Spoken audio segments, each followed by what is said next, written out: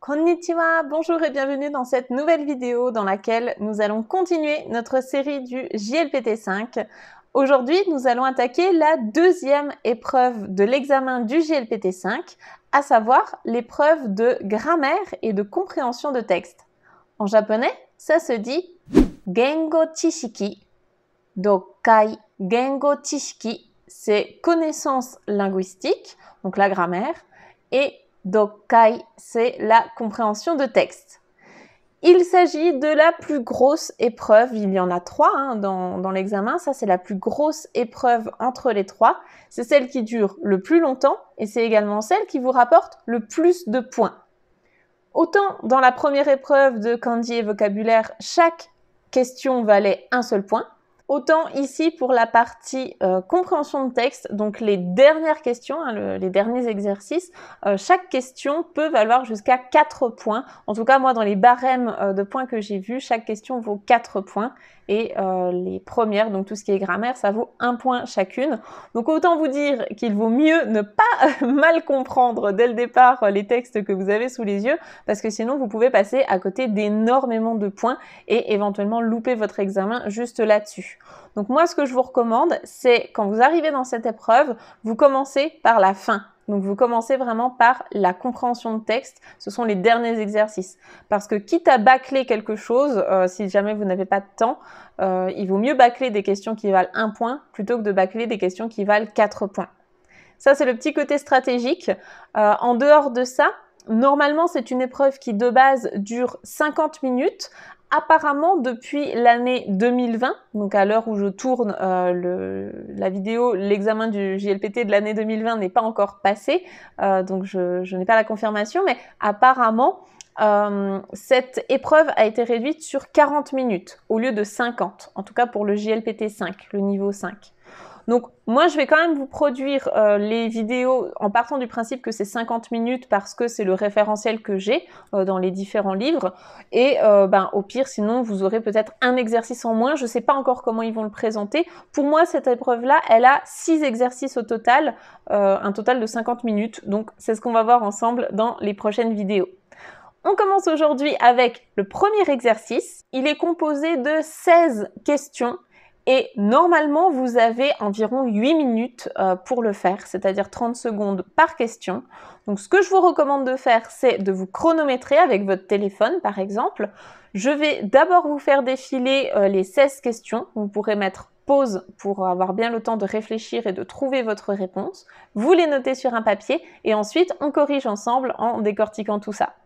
Donc allez-y, je vous fais d'abord passer les questions, vous mettez en pause et ensuite on se retrouve pour les corrections.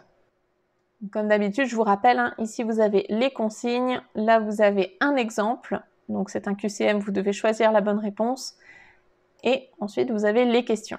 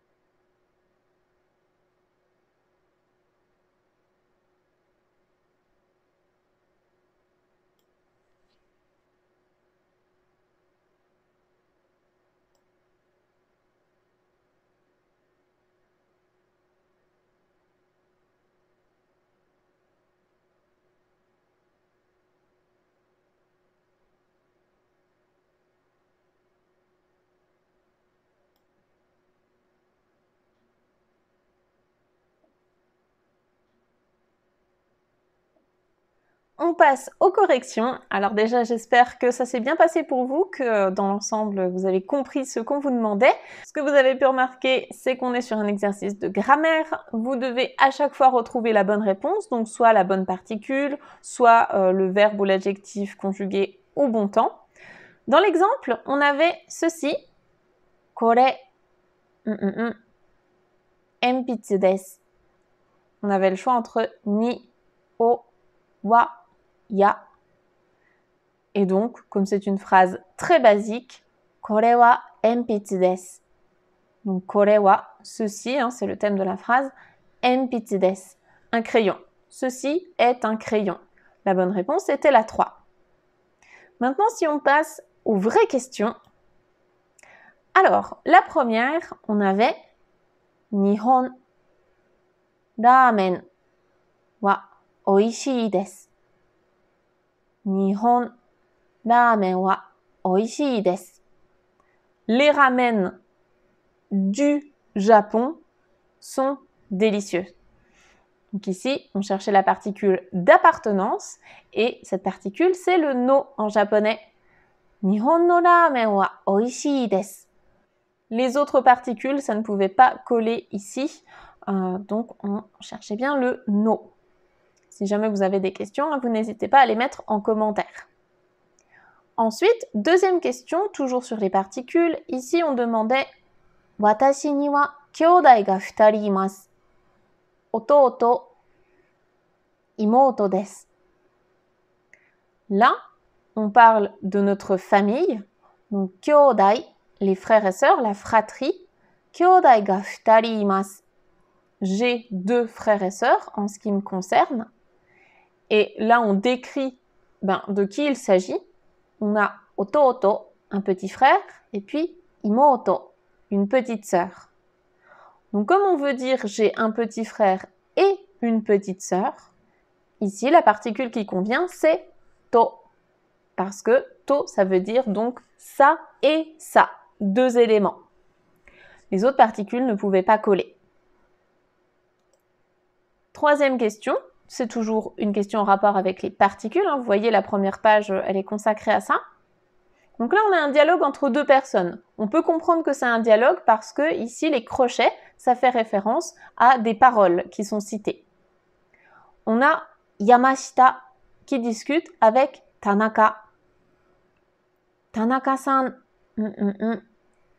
kino, dokoka ni dekakemashita ka? Et Tanaka répond, iie, ie ni imashita. Donc Tanaka. Ici, à votre avis, à quoi peut correspondre Tanaka? Quelle est la fonction de Tanaka dans la phrase? Eh bien oui, il s'agit du thème de la phrase. Donc, je vous rappelle qu'en japonais, quand on discute avec quelqu'un, on ne va pas dire « anata wa ». On ne va pas employer en fait de pronoms personnels comme ça « tu »,« anata », kimi, omae, ce genre de choses. On va plutôt utiliser directement le nom de la personne. En fait, on se parle à la 3e personne. Donc, c'est pour ça que même si Tanaka est en face de Yamashita, eh bien, pour dire Tanaka, toi, t'es allé quelque part hier? Est-ce que tu es sorti? Eh bien, du coup, Tanaka, c'est le thème de la phrase. Donc, Tanaka-san wa kino dokoka ni dekakemashita ka? Tanaka, hier, tu es sorti quelque part? Dokoka, quelque part. Et donc, Tanaka répond, non, je suis resté à la maison. J'étais à la maison. La bonne réponse était donc le wa. Les autres particules, ça ne pouvait pas coller. Ça n'aurait eu aucun sens. 4e question. Là, on nous précise que nous sommes dans un taxi. Taxi de. Donc, dans un taxi. On a A et B qui discutent. On se doute que c'est du coup le client et le chauffeur de taxi. Donc, A nous dit Tsugi no kado migi magatte kudasai. Et B répond Wakarimashita. Alors là, si vous connaissez un petit peu, si vous étiez déjà familier avec les tournures de phrases, les ordres donnés au chauffeur de taxi, ça devrait vous rappeler des choses. Par exemple, si vous avez étudié avec le Minna no Nihongo, il y a un dialogue exprès sur les taxis dedans. Donc ce dialogue-là, eh bien, on nous demande donc tourner à droite au prochain coin, au prochain angle de rue. Kado, c'est un angle, un coin.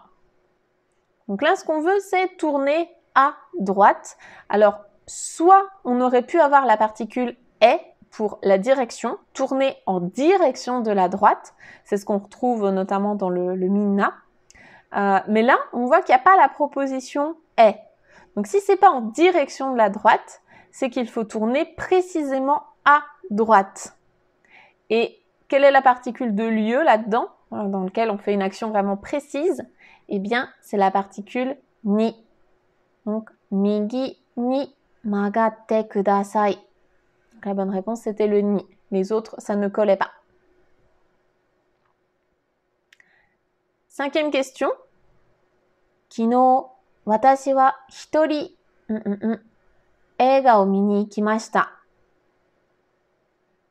Ici, si vous comprenez tout de suite ce qu'on vous demande, de quoi on parle, ça ne devrait pas être trop compliqué, sinon on va regarder en détail. Donc là, ce qu'on nous dit, c'est hier, c'est moi le thème de la phrase, je. Hitori, hitori, ça veut dire une personne.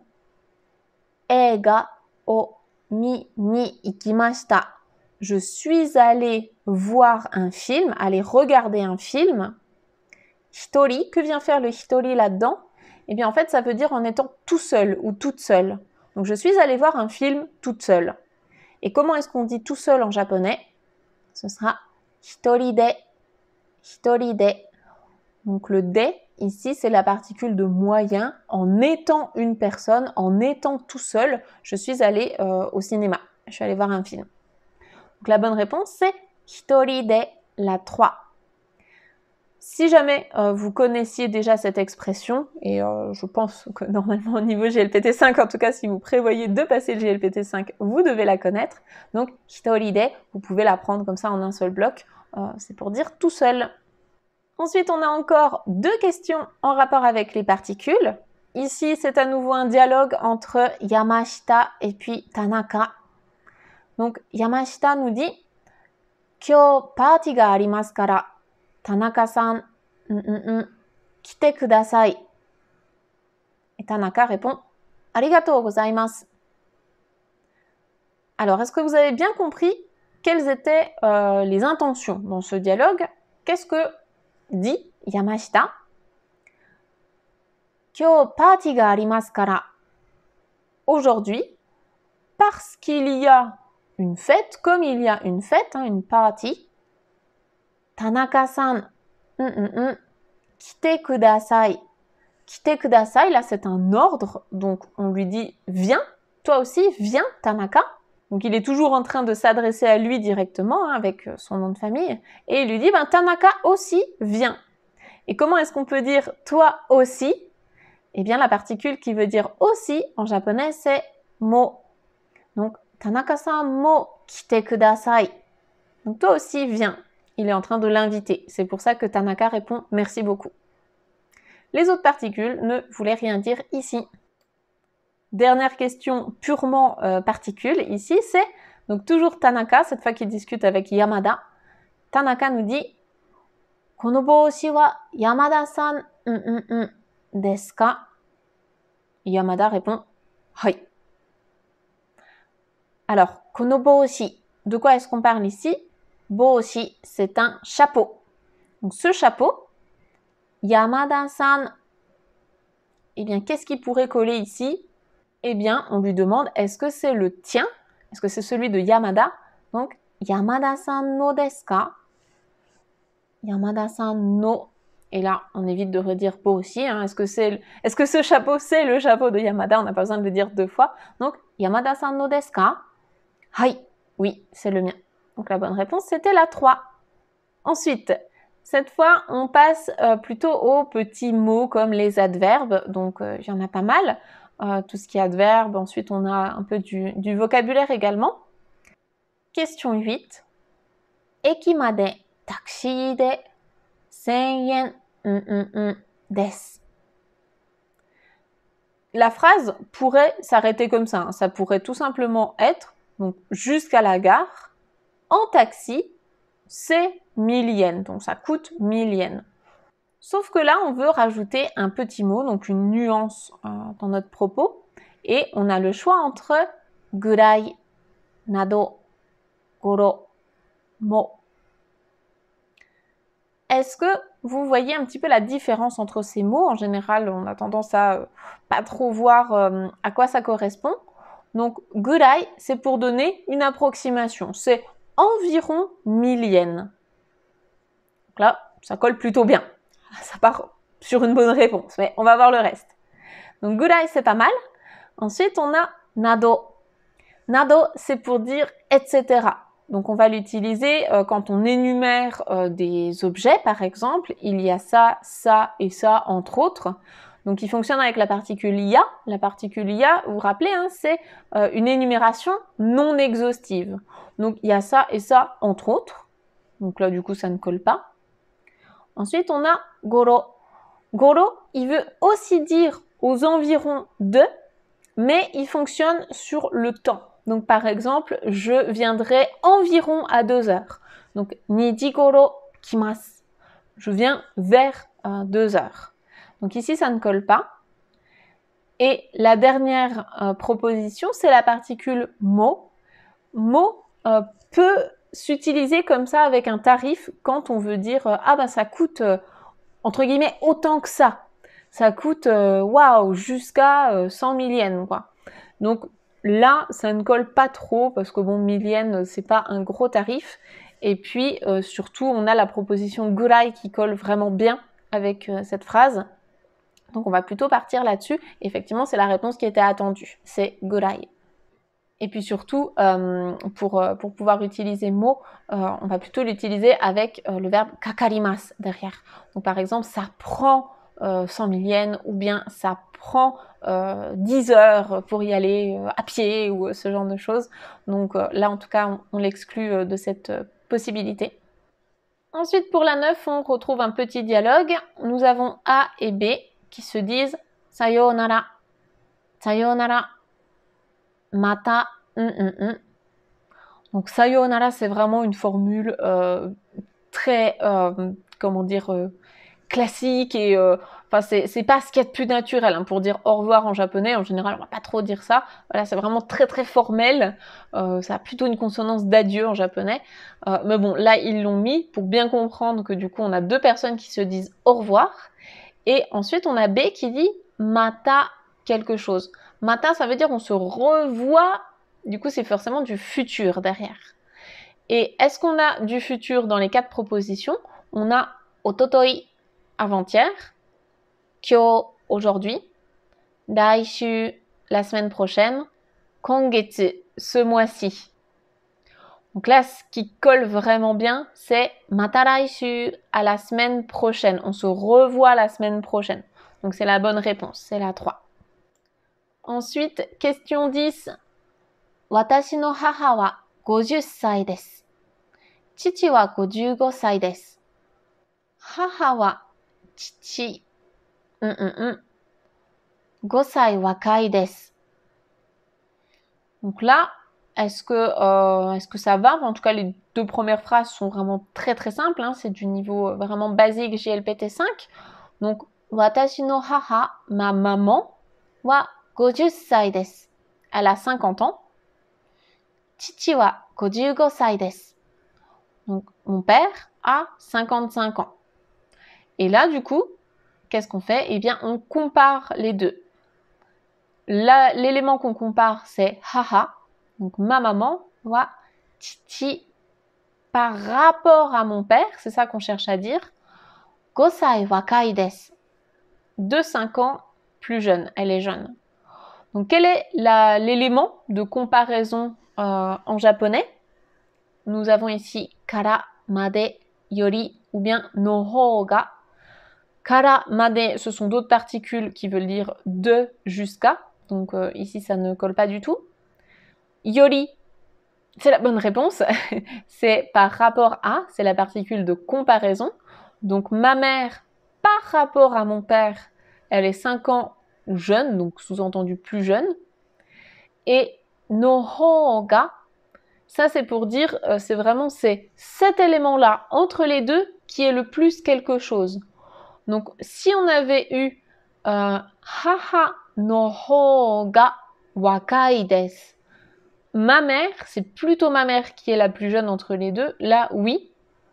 Mais là, du coup, on avait vraiment le schéma basique avec yori, qui est donc l'élément A, wa, élément B, yori, et du coup, on le qualifie de quelque chose. Donc la bonne réponse, c'était la 3. Ensuite, question 11, nous avons un dialogue entre un enfant et sa mère, kodomo, et puis haha. Itadakimasu. Ah, taberu. Te o araimashou. Donc, itadakimasu, on comprend que l'enfant s'apprête à manger, hein, c'est la formule qu'on dit avant de manger. Donc, on remercie pour le repas qu'on nous offre. Et la maman lui dit « Ah, taberu. Donc, manger quelque chose. Te o araimashou. Lavons-nous les mains. Donc, on se doute que c'est avant de manger. Ça ne va pas être après manger, vu que là, il s'apprête à manger. Donc, est-ce qu'on a une formule là-dedans qui peut nous dire « Avant de manger, on se lave les mains. Taberu mae ni. » Ça a l'air de bien coller. Taberu no mae ni. Le no, ici, il ne fonctionnerait que si devant ça, on avait un nom. Donc, par exemple, shokuji no mae ni. Avant le repas. Ça aurait été possible. Mais là, taberu, c'est un verbe. Donc, ça ne colle pas. Taberu ato, ato ni. Donc, ato, c'est après. Donc, vu le contexte, ben, ça ne marche pas. Et puis, no ato ni, là, c'est pareil. Il nous faudrait un nom et il faudrait que ce soit après. Donc, la bonne réponse, c'est la 1. Taberu mae ni. Avant de manger, on se lave les mains. Lavons-nous les mains. La 12, c'est le dialogue entre A et B. Tokyo demo yuki ga furimasu ka? E, furimasu yo. Demo kyonen wa amari. Donc, on parle de la neige, yuki. Donc, on demande, même à Tokyo, est-ce qu'il neige? Donc, à Tokyo aussi, neige-t-il? Et B confirme, oui, il neige. Avec le yo pour informer. Oui, il neige. Mais, l'année dernière, kyonen wa amari. Donc, pas tellement. Et comme on parle de l'année dernière, il nous faut du passé. L'année dernière, il n'a pas tellement neigé, donc il nous faut du passé. Ce qui fait qu'ici, on va garder que les propositions 1 et 3 qui sont au passé. Les deux autres, on peut les enlever, les mettre de côté. Et comme on a amari, il va fonctionner avec du négatif. Donc on cherche du négatif passé. L'année dernière, il n'a pas tellement neigé. Et ça, c'est la réponse 1. Furimasen deshita. Il n'a pas tellement neigé. Les autres ne collaient pas, hein, parce que là, on n'a que du négatif. Donc présent, là, c'est du passé affirmatif, et là, c'est du présent affirmatif. Donc nous, on cherchait la première. On continue toujours dans des petits dialogues entre A et B. Là, cette fois, on nous précise kawade, à la rivière. Alors, qu'est-ce qui se passe à la rivière? Mite kudasai. Chisana sakana ga takusan yo. Honto desu ne. 30 piki gurai imasu ne. Donc, on parle de sakana, poisson. Mite kudasai. Regardez. Chisana sakana ga takusan. Donc, on se doute que du coup, il y en a. Mais est-ce qu'ils font une action en particulier? Est-ce qu'il y en a? Est-ce qu'ils sont en train de nager? Est-ce qu'ils sont en train de sauter? On va regarder. Donc, des petits poissons, il y en a plein, hein, takusan. Et B répond, ah oui, c'est vrai, il y en a environ une trentaine. Donc, ça se compte en compteur de petit animal, piki. Alors, ce qui nous intéresse ici, c'est le verbe qui va là. On nous propose oyogimasu, oyogimasen, oyogimashita, oyoideimasu. À votre avis, qu'est-ce qui pourrait bien coller entre les quatre? Donc, on va y aller par élimination. Déjà, le premier, takusan oyogimasu. Donc, sakana ga oyogimasu. Il y a plein de poissons qui nagent, mais du coup, comme c'est une scène qui est en train de se dérouler devant leurs yeux, on va plutôt chercher un temps progressif, donc la forme en te imasu, être en train de faire ça, et ce sera donc pas ce qui colle le mieux. Ensuite, on a oyogimasen, il ne nage pas. Donc c'est possible hein, qu'il y ait plein de poissons qui ne nagent pas, mais là c'est pareil, ce serait du coup, on cherche la forme être en train de ne pas nager. Oyogimashita, c'est du passé. Donc si là ils envoient une trentaine, a priori c'est qu'ils sont toujours là. Et du coup, il nous reste la proposition numéro 4. Oyoideimasu. Ils sont en train de nager. Donc c'est ce qui colle le mieux. Comme c'est une scène qui se déroule sous leurs yeux, les poissons sont en train de nager. C'est la réponse numéro 4. Yamada-san no sono kamera wa ii desu ne. Doko de kaimashita ka? Ie, kore wa ani ni. Alors là, il faut bien comprendre de quoi on parle. Et surtout, je sais que ça c'est un piège, hein. Il y a beaucoup d'élèves qui se trompent là-dessus, donc vraiment soyez vigilants. Alors déjà, donc Nakagawa va dire à Yamada, wa sono kamera wa ii desu ne, donc cet appareil photo, il est bien. Doko de kaimashita ka? Où est-ce que tu l'as acheté? Et Yamada dit, ah non, ie. Donc là, c'est pas ie la maison, hein. C'est ie, c'est vraiment ie qui a été abrégé. Ah, ie, donc pour démentir le propos. Non, kore wa ani, mon grand frère. Et là, on a un indice, c'est le ni. Ani, ni. Et ici, le ni, est-ce que vous voyez quelle est sa fonction? Parce que ni a plein de fonctions en japonais. Ici, c'est la fonction de l'expéditeur. C'est la personne qui lui a donné l'appareil photo. Donc, il ne l'a pas acheté, c'est son grand frère qui lui a offert. Et pourquoi je vous dis de faire attention et qu'il y a plein d'élèves qui tombent dans le piège, c'est parce qu'en japonais, on a différentes notions hein, de donner, recevoir. On a notamment les verbes agemasu, moraimasu, kuremasu, où il ne faut pas se tromper dessus.